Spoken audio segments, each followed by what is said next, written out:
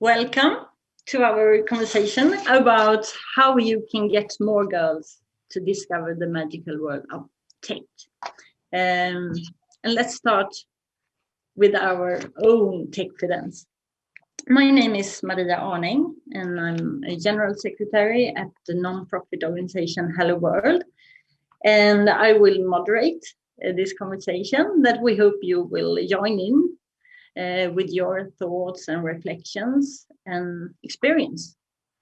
But let's start with the presentation of our speakers, Hanna Lind and Elin Wallberg. Hanna,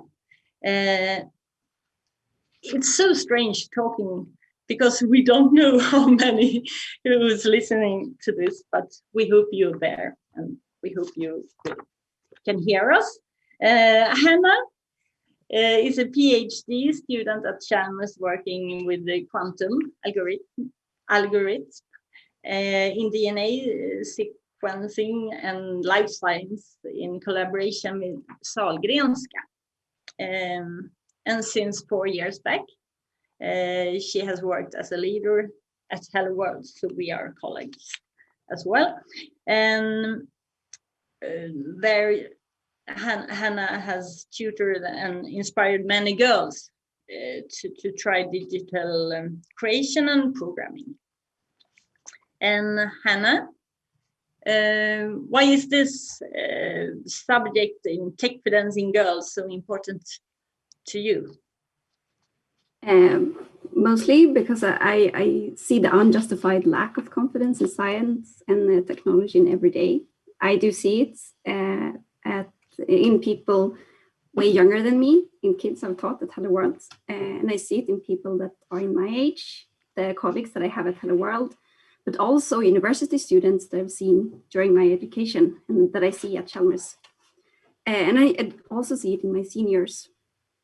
And I think this lack of confidence may be invisible sometimes. You don't see it, you don't think of it, and it's really hard to manage because, well, maybe you don't know that you have this lack of confidence. Thank you. And then we have Elin Wallberg. And Elin is heading up the brand and corporate citizenship team at Samsung Electronics Nordic.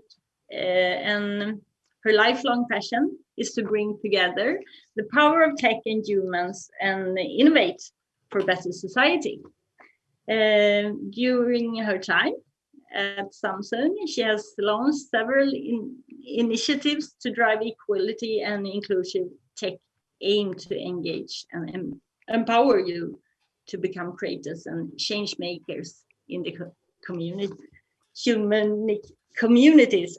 I'm so sorry because I can't speak today. My English is like flowing out of the window. So I hope you will start out with this, and because I think it's mostly Hanna and Elin who's gonna talk, and they have really interesting things to say. So I don't want to scare you off.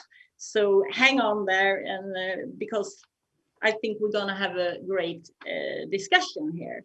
And Elin, welcome. Thank you. This presentation, I don't know. I think you have better presentation otherwise. But why are you passionate about the issue of girls in tech? Yeah, thank you, Maria. It's really great to be here. I mean, first of all, I'm here because I'm super passionate about tech, and I've been that since I was born, or since I was a very small girl.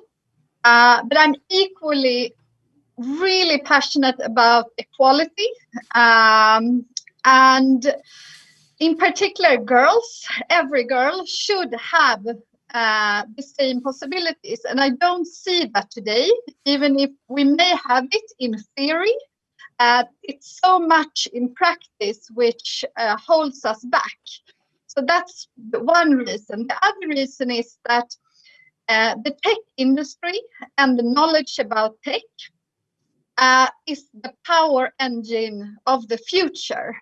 I mean, this is where a lot will happen, where jobs will be created and where the agenda will be set. And we know we need women and female leaders. So it's very obvious that then we need to be in tech and have the confidence to take part in that world. So it's a topic which is very close to my heart. So things that I could join.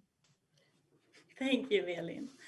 And can I add in some comments from the chat? Yes. We have hello from all over Sweden with Malmö and Gothenburg. Hello, Gothenburg. And also Umeå and all. That's great. It's nice to see everybody. Because I don't have the chat, so no. I think you're gonna be the one who have the chat. That's great. That's great. Maybe you change the thing that Victor because of my English. So I think it's great. Anyway, we're gonna start with this. Welcome everyone, wherever you are, and we're gonna start with a short movie. It's a short film by Techfidence. That's our founding partner at Hello World. And well, I think the film will speak for itself. So we're gonna start the film. No? Vart var det jag tryckte här nu igen då? Erik, kommer du och hjälper mig här? Du som är så teknisk.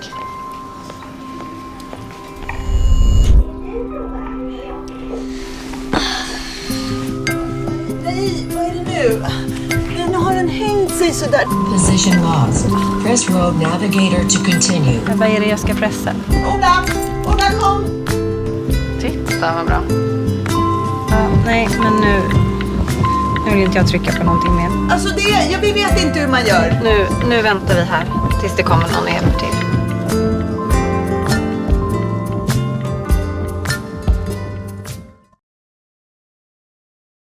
Yeah, that's the film.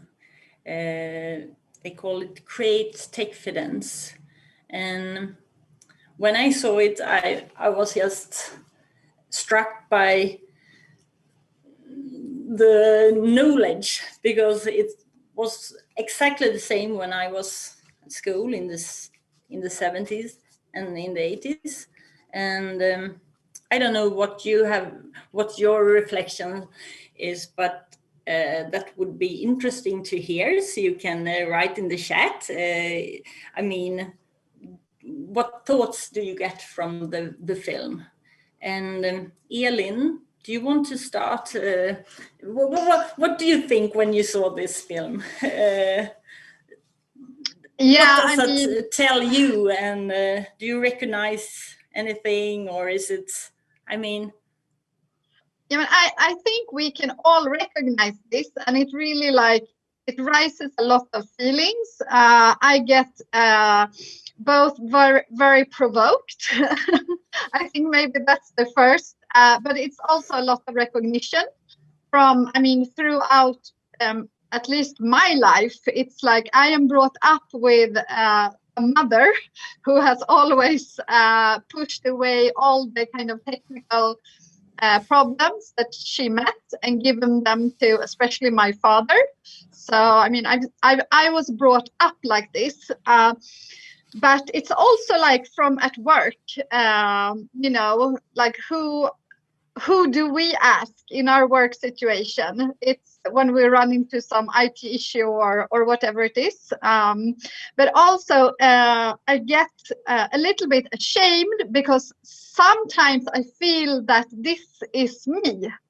And I reflect, like, why do I do this? Why do I pick up the phone and call my dad?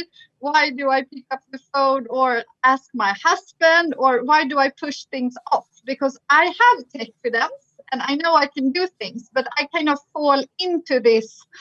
So I also don't want to say this is only other people. because I think I do this sometimes, but I don't want to. That's pretty much my reflection. But I get very provoked. Provoke, yes, and recognizing. Yes, thank you, Elin. And Hanna, what do you think? What's your reflections of this movie? And I have the same feeling that you maybe not, like you talked about before, it's invisible maybe, but then when you see it, you're like, you're recognizing it, and it's like, oh, all right, we actually did this. So right now I'm living together with the person I love, who's also an engineer. We both have an engineering degree, but why do I often say, oh, the Wi-Fi doesn't work, can you fix it? I could do it by myself. I have the knowledge, but why don't I just like pull up my sleeves and do it? And I want to take some comment from the chat. yes, We yes, have a lot of people. yes, love to hear it. I have to like lean away to look at Yes, at the chat, but a lot of like recognition and people saying like, oh, I feel the same way, and a lot of the reflection of how do we teach this to our children, and what role models are we, like we're gonna talk about later. yes. So it's great that you're in the discussion. And Yes, and I know that the feeling of provoked, because I'm 50 years old, so I was hoping, well, young, whatever, but I was hoping that we had come further. And everyone here in the room knows that, well, and I think we have the same feeling. And that's what this conversation's all about, because how can we get this movement, because we have a movement, this day is a movement, and I mean to get more Techfidence in girls and change this. But the classic one, start with yourself, and what can we do? So we hope that this conversation and this session will bring up some thoughts and about what just you can do in the daily life, I think. And so if we talk about this in the history, I mean, everyone knows this is a problem, that we have this stereotype as a scientist or engineer is a man. But when and how is this gonna change, and what can we do about it, and what's the real problem? And I know, Hanna, that you think lots of this, and we've had the interesting discussion about these stereotypes. And do you want to talk about a bit like this? You have some facts and how girls today look at science, and as they Paul say själva. Sorry, you have to, yes. I let the word to you, Hanna. Yeah, so it's about the stereotypes. Yeah, so it's easy to think of, when you think of an engineer or a scientist, you often say, oh, it's a he. You get this picture in your mind that, oh, it's a man in a lab coat, and that is not a scientist, I'd say. If you look around in the lab that I work in, there are a lot of women here, but maybe they are not left out. Like, you don't see them, so then it's hard to change this stereotype. But I really think we have to understand that it is a problem that we talk about engineers and scientists in, like, we use the pronoun he often for a fictional person and so on. And I had some yes. a source, or I'm gonna I share googled something, and I tried to look up, like, is there like statistics and data about this? And this is from a study done in 2000, so it's quite old, but I think it really shows what I wanna talk about. And it's, if you ask children, can you draw a scientist, then most males, they draw males, and also most women draw women. And if we have this vision that a mathematician, this was specifically done for like draw a mathematician, if we have this vision that a scientist or a mathematician is always a man, then how can we get more women into like thinking, oh, I can also do that, to like take away from the stereotype, take away the gender, so that the stereotype becomes more genderless. And I looked in the chat, and I see a lot of comments saying like, yes, I was told that like you can't do it because you are a woman, and we want to take this away. And have you met it, Hannah? The same? Yes, and also, well, we'll talk more about it further on, but that me as a female physicist, I get asked like, oh, you're in physics. Why? Like, it's so hard to be alone in physics. Why would you voluntarily be in physics as a girl? And I think, well, if we stop seeing a physicist as a man, then it's not as weird, and it's more accessible to go into physics if you're a woman. Yes. Thank you, Anna. Elin, what's your reflections about this stereotypes, and both in history and now?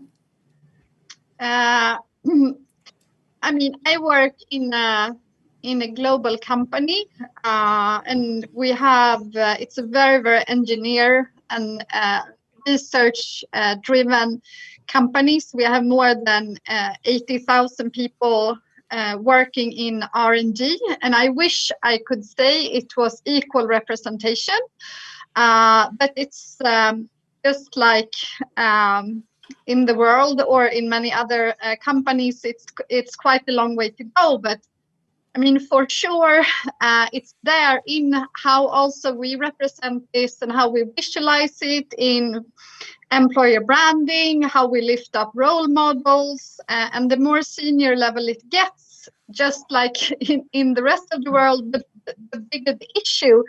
And it's also like, I mean, I was in an external other conference about purpose in business this morning, and they also talked about engineers, and they only referred to he or him the whole conference. So, I mean, it's quite obvious this stereotype is there. And also, I mean, I had one example when I worked or I had a discussion with one of our senior bosses, and they did not know, or he did not know anything about my background or my studies or my CV, but he pretty much told me that, well, Elin, you don't know anything, or you don't know enough about the technical side. You don't know or understand the products. So you have to work with your, he didn't say male colleagues, but it was quite obvious, who has that knowledge. And I got, of course, again, very provoked. Even I am not an engineer, but I have some technical studies, and my Techfidence is quite high. And what I don't know, I can learn, I felt. But this is just like an everyday situation. And I don't think even people reflect about it. And we see it from such a young age, from children's books, you know, all the way through school to university, to you know, our work life. So I think it's yeah, it has to be changed, and it's a lot of things you can do. From I mean, definitely from the corporate sector, and we do work with it quite actively, but yeah, it can go faster, in my opinion. Yes, more have to be done. Hannah, do you have anything on the chat maybe, or? Yeah, So I'm checking in the chat. We have some people that thinks the same, but I also want to lift this up that not everybody has had this experience, and we're like coming from different parts here. I really think that we have come further than a long time ago. But it's a really good chat, I'd say. Keep on talking. Great. I want to continue, Hannah, with your choice of studies and what became you. Why did you take this road and being an engineer? Route. Yes.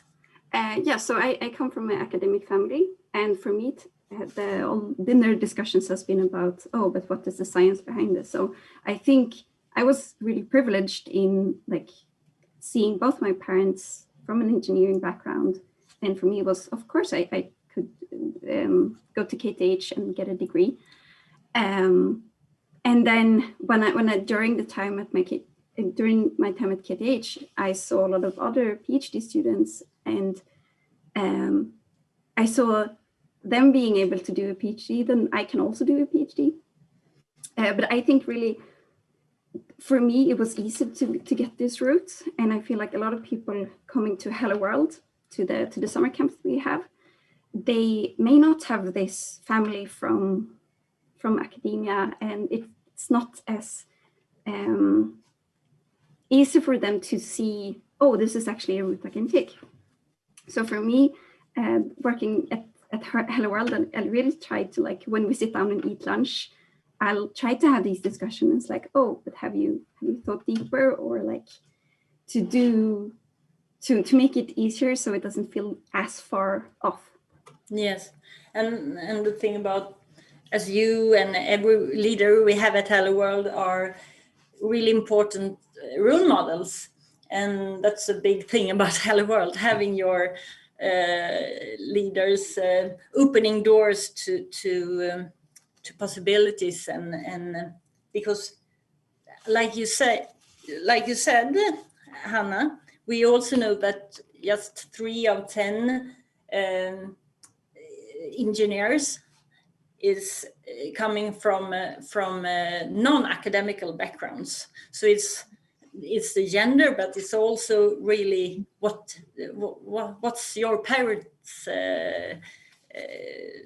background and utbildningsnivå, science degree level, of education. degree of education. Yes, and so that's the thing with Hello World, opening doors for every children, because we know that that's so important, and the stereotypes. What's if you don't see what an engineering is doing, how can you know that you don't want to be that, or you maybe want to be that?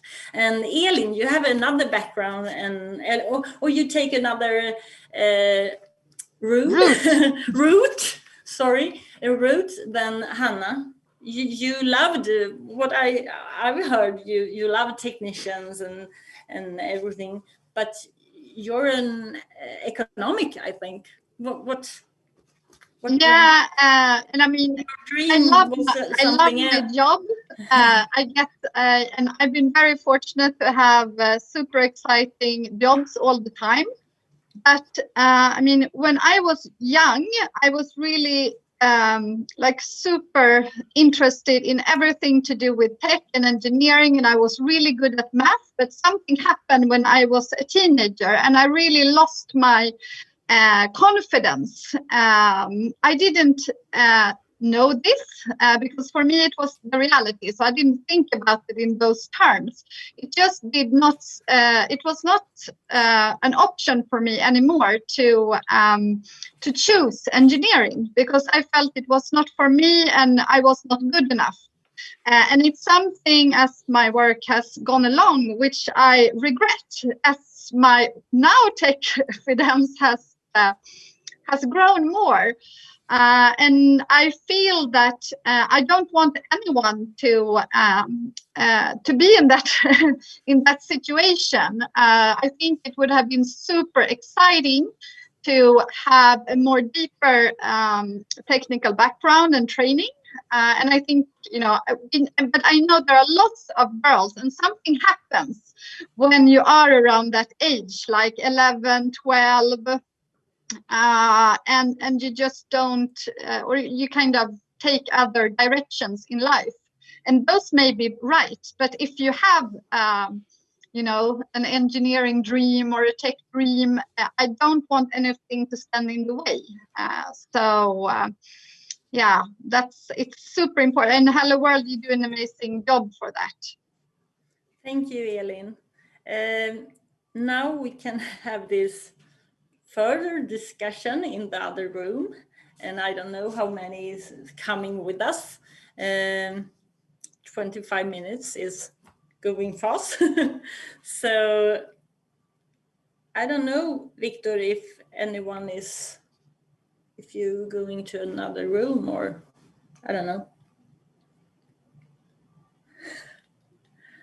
Hur som helst. Maybe we should finish off the discussion with what we think we can do now. And yes. Now we talked about the problem. Let's talk about the and solution. We hope someone is that you stayed. Yes. Yeah. And what's the solution? I mean, we all know how unequal the tech industry is, where only 29% are women. And if we look ahead, it is going to slowly. Only 18% of girls in technical programs in high school. So what can we do here and now? Nu skriver ändå tiden ute. I mean, I can start. I think one, because we were supposed to talk also about role models. And I think role models is very, very important, and they do not have to be this big celebrity role models. This is about people who are surrounding us, who we can get inspired by, our parents, our friends, our colleagues, our bosses. But it's also about who we are ourselves. Am I a role model for myself, first of all, and how do I identify myself? Yes. And really think about that. And for me, for example, I have decided that I am, you know, I have tech confidence. I can do a lot of things. What I can't or what I don't know, I can learn. And I really work on that way of kind of perceiving myself and challenge those, and also to, you know, promote that to people around me and be a role model for them. But also, you know, find the role models that and I'm lucky because now I have given a lot of kind of bad examples to show the problem, but there are lots of amazing examples as well, and amazing people that we should focus on, I think. So and it's about what we do in our everyday situations. So, yeah. Yes. And what role do I take? Hanna? Yeah, I just wanna mirror that in I think we need to challenge our own stereotype and to be aware of how we use the stereotype and how we think of the person that is mechanics and so on, and what we can do, because sometimes you don't even know it. And I think those like everyday role models and everyday tasks and the confidence that I can do those everyday things. Yes. The chat is saying yes. Thank you. No. About Hello World. I've written those down. Yes. And thank you for a great discussion in the chat. Yes. It was really fun reading. Thank you, everyone. Thank you, everyone. To stop the conversation, but we would love to take it further in emails maybe, or well, we're gonna answer you in the chat. Thank you, everyone. Thank you. You. Thank you, Hannah, and everyone. Thank you. Thank you for listening. Bye.